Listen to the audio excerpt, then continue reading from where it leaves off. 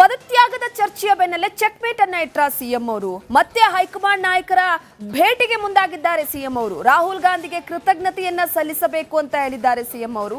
2 ಬಾರಿ ಸಿಎಂ ಆಗೋದಕ್ಕೆ ಅವಕಾಶವನ್ನ ಕಲ್ಪಿಸಿಕೊಟ್ಟಿರುವಂತಹ ಸಲುವಾಗಿ ಈಗಾಗಲೇ ರಾಜೀನಾಮೆ ನೀಡುವಂತಹ ವಿಚಾರಕ್ಕೆ ಸಂಬಂಧಪಟ್ಟಂತೆ ದೆಹಲಿಗೆ ಹೋಗಿ ಮತ್ತೆ ಹೈಕಮಾಂಡ್ ನಾಯಕರನ್ನ ಭೇಟಿಯಾಗೋದಕ್ಕೆ ಮುಂದಾಗಿರುವಂಥದ್ದು. ರಾಜೀನಾಮೆ ಘೋಷಣೆಯ ಬಳಿಕ ದೆಹಲಿಗೆ ಹೋಗ್ತಾರಾ ಸಿಎಂ ಹಾಗಿದ್ರೆ, ಇಲ್ಲ ಹೈಕಮಾಂಡ್ ಭೇಟಿಯ ಬಳಿಕ ರಾಜೀನಾಮೆಯನ್ನ ನೀಡ್ತಾರಾ? ಸದ್ಯಕ್ಕೆ ಸಾಕಷ್ಟು ಕುತೂಹಲ ಕೇಳಿಸ್ತಾ ಇದೆ. ನೋಡಿ, ಒಂದು ಕಡೆ ರಾಜ್ಯದ ಸಿಎಂ ಆಗಿ 2 ಬಾರಿ ಆಡಳಿತವನ್ನ ನಿರ್ವಹಿಸಿದ್ದಾರೆ ಸಿದ್ದರಾಮಯ್ಯನವರು.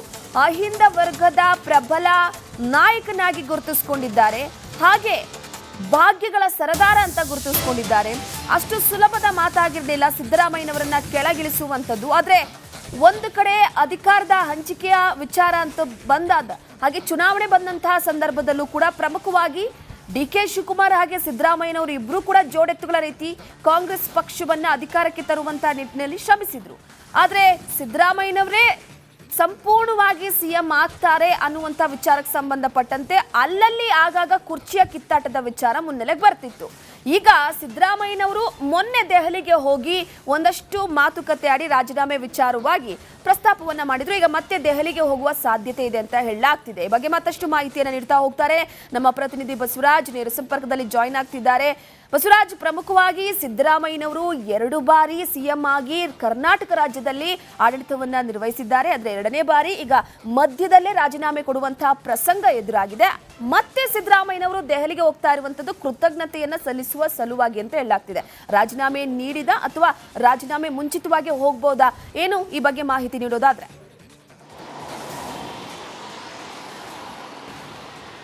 ರೂಪಾಯಲ್ಲಿ ಬಹಳ ಪ್ರಮುಖವಾಗಿ 2 ಬಾರಿ ವಿರೋಧ ಪಕ್ಷ ನಾಯಕ ಸ್ಥಾನವನ್ನು ಕಾಂಗ್ರೆಸ್ ಹೈಕಮಾಂಡ್ ಕೊಟ್ಟಿರ್ತಕ್ಕಂಥದ್ದು ಮತ್ತು 2 ಬಾರಿ ಸಿಎಂ ಸ್ಥಾನವನ್ನು ಕಾಂಗ್ರೆಸ್ ಹೈಕಮಾಂಡ್ ಕೂಡ ಸಿದ್ದರಾಮಯ್ಯ ಕೊಟ್ಟಿರ್ತಕ್ಕಂಥದ್ದು. ಒಂದು ರೀತಿಯಲ್ಲಿ ಯಾವ ಒಬ್ಬ ನಾಯಕನಿಗೂ ಸಿಗದ ಅದೃಷ್ಟ ಸಿದ್ದರಾಮಯ್ಯ ಕೊಟ್ಟಿದೆ. ಹಾಗಾಗಿ ಒಂದು ರೀತಿಯಲ್ಲಿ ಕೃತಜ್ಞತೆ ಸಲ್ಲಿಸಬೇಕು ಅನ್ನುವಂಥ ಆಶಾಭಾವ ಸಿದ್ದರಾಮಯ್ಯವರ ಬಳಿ ಇದೆ ಅನ್ನುವಂಥ ಮಾಹಿತಿಗಳು ಅವರ ಆಪ್ತರ ಮೂಲಕ ರಿಪಬ್ಲಿಕ್ ಕನ್ನಡಕ್ಕೆ ಗೊತ್ತಾಗ್ತಾ ಇರ್ತಕ್ಕಂಥದ್ದು. ಹೀಗಾಗಿ ಹೈಕಮಾಂಡ್ ನಾಯಕರಿಗೆ ಒಂದು ಧನ್ಯವಾದ ತಿಳಿಸಬೇಕು ಅನ್ನುವಂಥದ್ದು ಸಿದ್ದರಾಮಯ್ಯವರ ಇಚ್ಛಾಶಕ್ತಿ ಇದೆ. ಆದರೆ ಮೊದಲು ರಾಜೀನಾಮೆ ನೀಡಿ ಅನ್ನುವಂಥದ್ದನ್ನು ಸೂಚಿಸಿರತಕ್ಕಂಥ ಹೈಕಮಾಂಡ್ಗೆ ಈಗ ರಾಜೀನಾಮೆ ಕೊಟ್ಟು ಮುಂದಿನ ನಡೆ ಏನು ಅನ್ನುವಂಥ ವಿಚಾರವಾಗಿ ಚರ್ಚೆ ಮಾಡಬೇಕಿರ್ತಕ್ಕಂಥದ್ದು. ಈಗಾಗಲೇ ಅವರು ನೀವು ರಾಜ್ಯಸಭೆಗೆ ಹೋಗಿ ಅನ್ನುವಂಥ ಒಂದು ಸೂಚನೆಯನ್ನು ಕಾಂಗ್ರೆಸ್ ಹೈಕಮಾಂಡ್ ಕೊಟ್ಟಿರುವಂಥ ಕಾರಣಕ್ಕಾಗಿ ಅದು ವಿಚಾರವಾಗಿ ಕೂಡ ಒಂದು ಗಂಭೀರವಾಗಿ ಚರ್ಚೆಯನ್ನು ಮಾಡಬೇಕಾಗಿದೆ. ಅದರ ಜೊತೆಗೆ ತಮ್ಮ ಆಪ್ತರನ್ನು ಕೂಡ ಸಚಿವ ಸಂಪುಟಕ್ಕೆ ಸೇರಿಸಬೇಕಾದಂಥ ಅನಿವಾರ್ಯತೆ ಇದೆ. ಯಾಕಂದರೆ ಕಷ್ಟದ ಸಂದರ್ಭದಲ್ಲಿ ಸಾಕಷ್ಟು ಜನ ಸಿದ್ದರಾಮಯ್ಯವರ ಪರವಾಗಿ ನಿಂತಿದ್ದಾರೆ. ಕೆಲವರಿಗೆ ಸಿದ್ದರಾಮಯ್ಯವರೇ ಮಾತು ಕೊಟ್ಟಿದ್ದಾರೆ, ನಿಮ್ಮನ್ನು ಮುಂದಿನ ಸಚಿವ ಸಂಪುಟದಲ್ಲಿ ಸೇರಿಸ್ಕೊಳ್ತೇನೆ ಅನ್ನುವಂಥದ್ದನ್ನು. ಅವರೆಲ್ಲವನ್ನೂ ಮಾತನಾಡಬೇಕಾಗಿದೆ. ಅದನ್ನು ಮಾತನಾಡಬೇಕು ಅನ್ನೋದಾದರೆ ಇಲ್ಲಿ ಕೂತು ಮಾತನಾಡೋಕ್ಕಾಗೋದಿಲ್ಲ. ಅಲ್ಲಿ ರಾಹುಲ್ ಗಾಂಧಿ ಅವ್ರನ್ನ ಭೇಟಿ ಮಾಡಿ ನೀವು ಹೇಳಿದಂತೆ ನಾನು ಕೇಳಿದ್ದೇನೆ, ನನ್ನ ಒಂದಷ್ಟು ಸಣ್ಣ ಪುಟ್ಟ ಮನವಿಗಳಿದ್ದಾವೆ, ಅವುಗಳನ್ನು ನೀವು ಪುರಸ್ಕರಿಸಬೇಕು ಅನ್ನೋಂಥದ್ದು ಒಂದು ಮನವಿಯನ್ನು ಸಿದ್ದರಾಮಯ್ಯವರು ಮಾಡಿಕೊಳ್ಳಿದ್ದಾರೆ. ಹಾಗಾಗಿ ರಾಜೀನಾಮೆ ನೀಡಿದ ಬಳಿಕ ದೆಹಲಿಗೆ ಹೋಗೋ ಸಾಧ್ಯತೆಗಳು ಗೋಚರಿಸ್ತಾ ಇದ್ದಾವೆ. ರಾಹುಲ್ ಗಾಂಧಿ ಅವ್ರನ್ನ ಭೇಟಿ ಮಾಡಿ ಅವರಿಗೆ ಒಂದು ಕೃತಜ್ಞತೆ ಸಲ್ಲಿಸತಕ್ಕಂಥದ್ದು, ಅವಕಾಶ ಮಾಡಿಕೊಟ್ಟಿದ್ದಕ್ಕಾಗಿ ಧನ್ಯವಾದ ತಿಳಿಸ್ತಕ್ಕಂಥದ್ದು. ಆ ಬಳಿಕ ತಮ್ಮ ಒಂದಷ್ಟು ಮನವಿಗಳನ್ನು ಅವರಿಗೆ ಬಂದ ಇಟ್ಟು ಅದನ್ನು ಪಾಸ್ ಮಾಡಿಕೊಳ್ಳುವಂಥ ಕೆಲಸವನ್ನು ಸಿದ್ದರಾಮಯ್ಯವರು ಮಾಡ್ತಕ್ಕಂಥದ್ದು. ರೂಪಾ, ಓಕೆ, ಥ್ಯಾಂಕ್ ಯು ನಿಮ್ಮೆಲ್ಲ ಮಾಹಿತಿಗಾಗಿ ಬಸವರಾಜ್. ಪದತ್ಯಾಗದ ಚರ್ಚೆಯ ಬೆನ್ನಲ್ಲೇ ಚೆಕ್ಮೇಟ್ ಅನ್ನ ಇಟ್ಟ ಸಿಎಂ ಅವರು ಮತ್ತೆ ಹೈಕಮಾಂಡ್ ನಾಯಕರ ಭೇಟಿಗೆ ಮುಂದಾಗಿದ್ದಾರೆ ಸಿಎಂ ಅವರು. ರಾಹುಲ್ ಗಾಂಧಿಗೆ ಕೃತಜ್ಞತೆಯನ್ನ ಸಲ್ಲಿಸಬೇಕು ಅಂತ ಹೇಳಿದ್ದಾರೆ ಸಿಎಂ ಅವರು.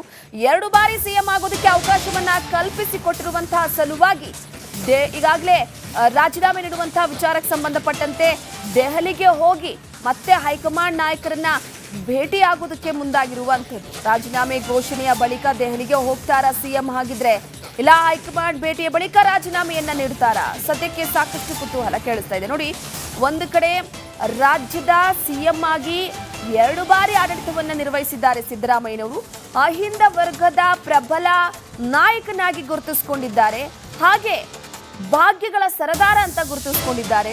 ಅಷ್ಟು ಸುಲಭದ ಮಾತಾಗಿರಲಿಲ್ಲ ಸಿದ್ದರಾಮಯ್ಯನವರನ್ನ ಕೆಳಗಿಳಿಸುವಂಥದ್ದು. ಆದ್ರೆ ಒಂದು ಕಡೆ ಅಧಿಕಾರದ ಹಂಚಿಕೆಯ ವಿಚಾರ ಅಂತ ಬಂದಾದ ಹಾಗೆ ಚುನಾವಣೆ ಬಂದಂತಹ ಸಂದರ್ಭದಲ್ಲೂ ಕೂಡ ಪ್ರಮುಖವಾಗಿ ಡಿಕೆ ಶಿವಕುಮಾರ್ ಹಾಗೆ ಸಿದ್ದರಾಮಯ್ಯನವರು ಇಬ್ರು ಕೂಡ ಜೋಡೆತ್ತುಗಳ ರೀತಿ ಕಾಂಗ್ರೆಸ್ ಪಕ್ಷವನ್ನ ಅಧಿಕಾರಕ್ಕೆ ತರುವಂತಹ ನಿಟ್ಟಿನಲ್ಲಿ ಶ್ರಮಿಸಿದ್ರು. ಆದ್ರೆ ಸಿದ್ದರಾಮಯ್ಯನವರೇ ಸಂಪೂರ್ಣವಾಗಿ ಸಿಎಂ ಆಗ್ತಾರೆ ಅನ್ನುವಂಥ ವಿಚಾರಕ್ಕೆ ಸಂಬಂಧಪಟ್ಟಂತೆ ಅಲ್ಲಲ್ಲಿ ಆಗಾಗ ಕುರ್ಚಿಯ ಕಿತ್ತಾಟದ ವಿಚಾರ ಮುನ್ನೆಲೆಗೆ ಬರ್ತಿತ್ತು. ಈಗ ಸಿದ್ದರಾಮಯ್ಯನವರು ಮೊನ್ನೆ ದೆಹಲಿಗೆ ಹೋಗಿ ಒಂದಷ್ಟು ಮಾತುಕತೆ ಆಡಿ ರಾಜೀನಾಮೆ ವಿಚಾರವಾಗಿ ಪ್ರಸ್ತಾಪವನ್ನ ಮಾಡಿದ್ರು. ಈಗ ಮತ್ತೆ ದೆಹಲಿಗೆ ಹೋಗುವ ಸಾಧ್ಯತೆ ಇದೆ ಅಂತ ಹೇಳಲಾಗ್ತಿದೆ. ಈ ಬಗ್ಗೆ ಮತ್ತಷ್ಟು ಮಾಹಿತಿಯನ್ನು ನೀಡ್ತಾ ಹೋಗ್ತಾರೆ ನಮ್ಮ ಪ್ರತಿನಿಧಿ ಬಸವರಾಜ್, ನೇರ ಸಂಪರ್ಕದಲ್ಲಿ ಜಾಯಿನ್ ಆಗ್ತಿದ್ದಾರೆ. ಬಸವರಾಜ್, ಪ್ರಮುಖವಾಗಿ ಸಿದ್ದರಾಮಯ್ಯನವರು 2 ಬಾರಿ ಸಿಎಂ ಆಗಿ ಕರ್ನಾಟಕ ರಾಜ್ಯದಲ್ಲಿ ಆಡಳಿತವನ್ನ ನಿರ್ವಹಿಸಿದ್ದಾರೆ. ಆದರೆ 2ನೇ ಬಾರಿ ಈಗ ಮಧ್ಯದಲ್ಲೇ ರಾಜೀನಾಮೆ ಕೊಡುವಂತಹ ಪ್ರಸಂಗ ಎದುರಾಗಿದೆ. ಮತ್ತೆ ಸಿದ್ದರಾಮಯ್ಯನವರು ದೆಹಲಿಗೆ ಹೋಗ್ತಾ ಇರುವಂತದ್ದು ಕೃತಜ್ಞತೆಯನ್ನ ಸಲ್ಲಿಸುವ ಸಲುವಾಗಿ ಅಂತ ಹೇಳಲಾಗ್ತಿದೆ. ರಾಜೀನಾಮೆ ನೀಡಿದ ಅಥವಾ ರಾಜೀನಾಮೆ ಮುಂಚಿತವಾಗಿ ಹೋಗ್ಬೋದಾ, ಏನು ಈ ಬಗ್ಗೆ ಮಾಹಿತಿ ನೀಡೋದಾದ್ರೆ?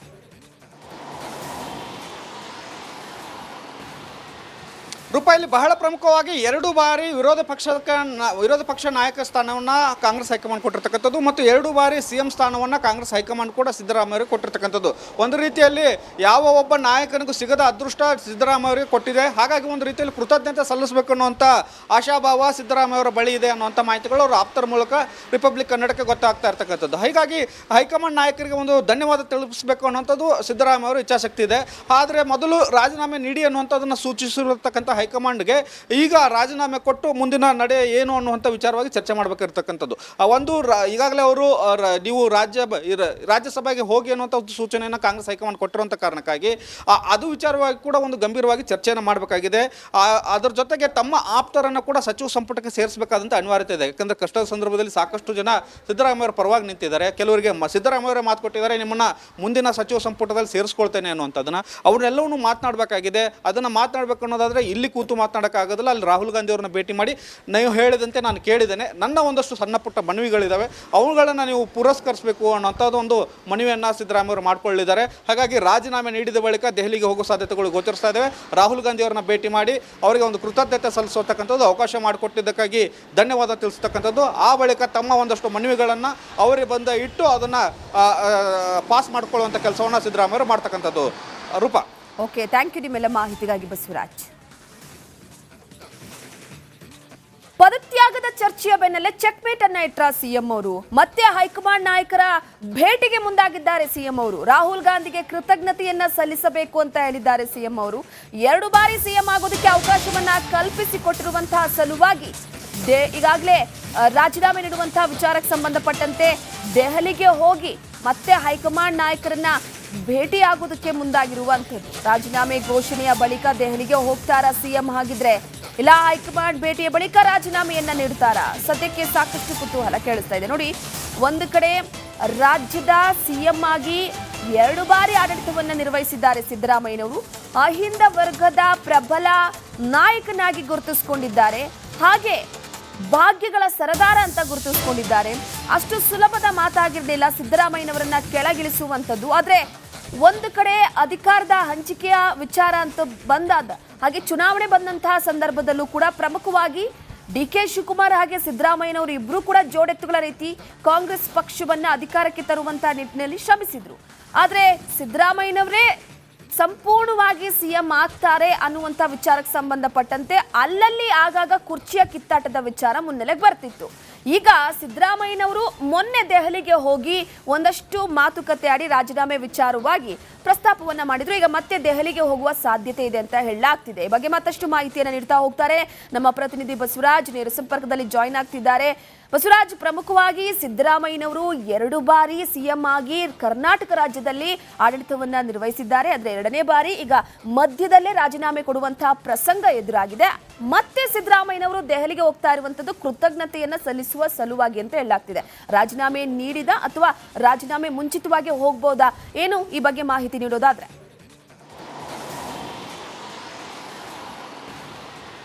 ರೂಪಾಯಲ್ಲಿ ಬಹಳ ಪ್ರಮುಖವಾಗಿ 2 ಬಾರಿ ವಿರೋಧ ಪಕ್ಷ ನಾಯಕ ಸ್ಥಾನವನ್ನು ಕಾಂಗ್ರೆಸ್ ಹೈಕಮಾಂಡ್ ಕೊಟ್ಟಿರ್ತಕ್ಕಂಥದ್ದು ಮತ್ತು 2 ಬಾರಿ ಸಿಎಂ ಸ್ಥಾನವನ್ನು ಕಾಂಗ್ರೆಸ್ ಹೈಕಮಾಂಡ್ ಕೂಡ ಸಿದ್ದರಾಮಯ್ಯರಿಗೆ ಕೊಟ್ಟಿರ್ತಕ್ಕಂಥದ್ದು. ಒಂದು ರೀತಿಯಲ್ಲಿ ಯಾವ ಒಬ್ಬ ನಾಯಕನಿಗೂ ಸಿಗದ ಅದೃಷ್ಟ ಸಿದ್ದರಾಮಯ್ಯರಿಗೆ ಕೊಟ್ಟಿದೆ. ಹಾಗಾಗಿ ಒಂದು ರೀತಿಯಲ್ಲಿ ಕೃತಜ್ಞತೆ ಸಲ್ಲಿಸಬೇಕು ಅನ್ನುವಂಥ ಆಶಾಭಾವ ಸಿದ್ದರಾಮಯ್ಯವರ ಬಳಿ ಇದೆ ಅನ್ನುವಂಥ ಮಾಹಿತಿಗಳು ಅವರು ಆಪ್ತರ ಮೂಲಕ ರಿಪಬ್ಲಿಕ್ ಕನ್ನಡಕ್ಕೆ ಗೊತ್ತಾಗ್ತಾ ಇರ್ತಕ್ಕಂಥದ್ದು. ಹೀಗಾಗಿ ಹೈಕಮಾಂಡ್ ನಾಯಕರಿಗೆ ಒಂದು ಧನ್ಯವಾದ ತಿಳಿಸಬೇಕು ಅನ್ನುವಂಥದ್ದು ಸಿದ್ದರಾಮಯ್ಯವರ ಇಚ್ಛಾಶಕ್ತಿ ಇದೆ. ಆದರೆ ಮೊದಲು ರಾಜೀನಾಮೆ ನೀಡಿ ಅನ್ನುವಂಥದ್ದನ್ನು ಸೂಚಿಸಿರತಕ್ಕಂಥ ಹೈಕಮಾಂಡ್ಗೆ ಈಗ ರಾಜೀನಾಮೆ ಕೊಟ್ಟು ಮುಂದಿನ ನಡೆ ಏನು ಅನ್ನುವಂಥ ವಿಚಾರವಾಗಿ ಚರ್ಚೆ ಮಾಡಬೇಕಿರ್ತಕ್ಕಂಥದ್ದು. ಈಗಾಗಲೇ ಅವರು ನೀವು ರಾಜ್ಯಸಭೆಗೆ ಹೋಗಿ ಅನ್ನುವಂಥ ಒಂದು ಸೂಚನೆಯನ್ನು ಕಾಂಗ್ರೆಸ್ ಹೈಕಮಾಂಡ್ ಕೊಟ್ಟಿರುವಂಥ ಕಾರಣಕ್ಕಾಗಿ ಅದು ವಿಚಾರವಾಗಿ ಕೂಡ ಒಂದು ಗಂಭೀರವಾಗಿ ಚರ್ಚೆಯನ್ನು ಮಾಡಬೇಕಾಗಿದೆ.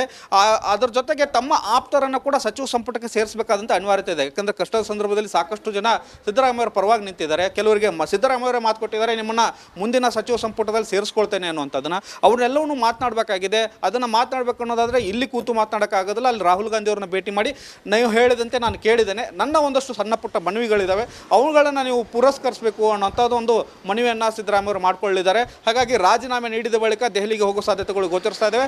ರಾಹುಲ್ ಗಾಂಧಿ ಅವರನ್ನ ಭೇಟಿ ಮಾಡಿ ಅವರಿಗೆ ಒಂದು ಕೃತಜ್ಞತೆ ಸಲ್ಲಿಸತಕ್ಕಂಥದ್ದು, ಅವಕಾಶ ಮಾಡಿಕೊಟ್ಟಿದ್ದಕ್ಕಾಗಿ ಧನ್ಯವಾದ ತಿಳಿಸ್ತಕ್ಕಂಥದ್ದು. ಆ ಬಳಿಕ ತಮ್ಮ ಒಂದಷ್ಟು ಮನವಿಗಳನ್ನು ಅವರಿಗೆ ಬಂದ ಇಟ್ಟು ಅದನ್ನು ಪಾಸ್ ಮಾಡಿಕೊಳ್ಳುವಂಥ ಕೆಲಸವನ್ನು ಸಿದ್ದರಾಮಯ್ಯವರು ಮಾಡ್ತಕ್ಕಂಥದ್ದು. ರೂಪಾ, ಓಕೆ, ಥ್ಯಾಂಕ್ ಯು ನಿಮ್ಮೆಲ್ಲ ಮಾಹಿತಿಗಾಗಿ ಬಸವರಾಜ್.